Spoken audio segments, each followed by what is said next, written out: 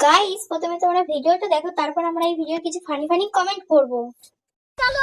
যে কাজটা কোনোদিনও করিনি সেই কাজটাই আজকে আমার করতে হলো। অনেকদিন আগে আমাদের মাটির ঘর আর ছিল। সেই ঘরে মাটি থেকে বের হতো এই মাশরুম। অনেক লোক আমাদের বাড়িতে আসতো এই মাশরুম নিতে। আমি কোনোদিনও এই মাশরুম খেয়েও দেখি। সুমি আর হৃদয় গেছিল কলকাতায়, আর ওখান থেকে নিয়ে আসলো মাশরুম। সুমি আমাকে বলল, মা এই মাশরুমটা তুমি আমাকে সুন্দর করে রান্না করে দেবে। আমি বললাম, এটা কি এনেছিস? এগুলো আবার লোকে খায় না। শেষ পর্যন্ত আমাকে মাশরুম রান্না করে দিতে হবে? এটাও আমি কোনোদিনও ভাবি। ঠিক আছে, তাহলে খেতে যখন চাইছিস তাহলে তো রান্না করে দিতেই হবে আমাকে। কিন্তু একটা কথা, আমি যেভাবে রান্না করে দেবো সেভাবে।